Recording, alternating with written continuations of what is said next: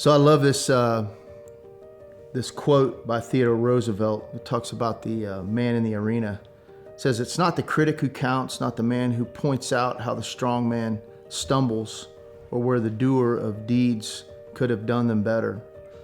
The credit belongs to the man who is actually in the arena, whose face is marred by dust and sweat and blood, who strives valiantly, who errs, who comes short again and again, because there is no effort without error and shortcoming, but who does actually strive to do the deeds, who knows great enthusiasm, the great devotions, who spends himself in a worthy cause, who at best knows in the end the triumph of high achievement, and at worst, if he fails, at least fails while daring greatly, so that his place shall never be with those cold and timid souls who neither know victory nor defeat."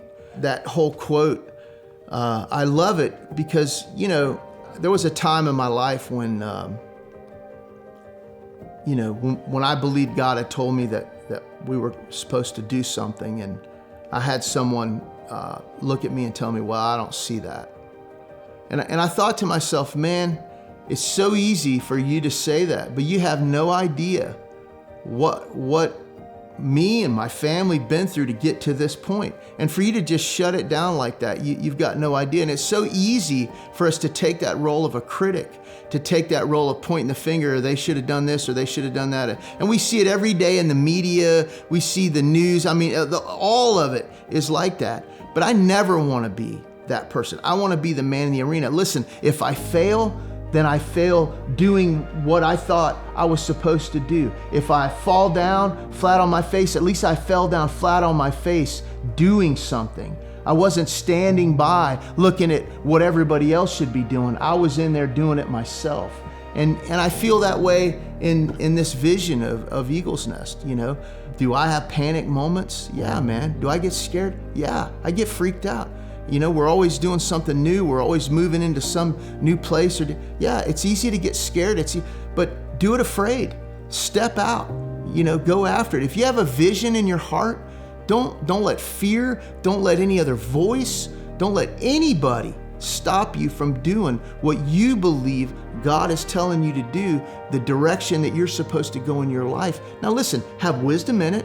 And you need to learn how to trust other people, trust their guidance, and trust. But don't let the opinion of other people, don't let the opinion of whatever situation or circumstance. I remember we were starting a women's program.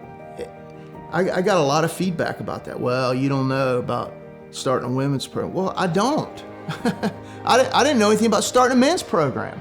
Okay, I had no idea what we were doing. We had no idea what we were doing, but we knew God told us to do it. And we took a chance, and we took a risk, and we stepped out. I think sometimes I was too dumb to know that you couldn't do it. and we took a step, we took a chance, and God moved. God brought the right people along. God blessed us with the right relationships, and things worked out. The same with the women's program. If we would have listened to the multiple voices coming at us about starting a women's program, we would have never done it. And now we have 12 women in the program. We have a beautiful staff. We have a beautiful leadership. And we're in the process of setting up and starting another women's facility in Lynchburg, Virginia.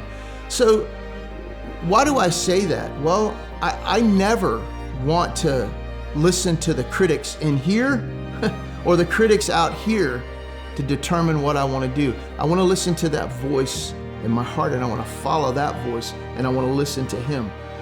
Even though I might be afraid, even though I might be scared, well, isn't that the walk of faith? Isn't that what it's supposed to be about? I mean, we might be uncertain, but we're never alone.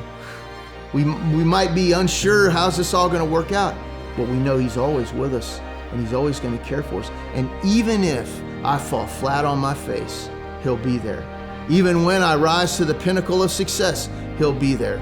Even whatever the case is, whatever the situation is, he'll be there.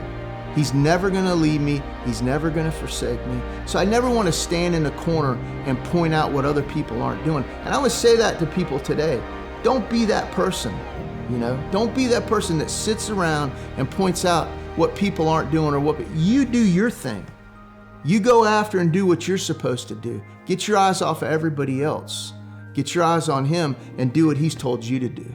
Amen?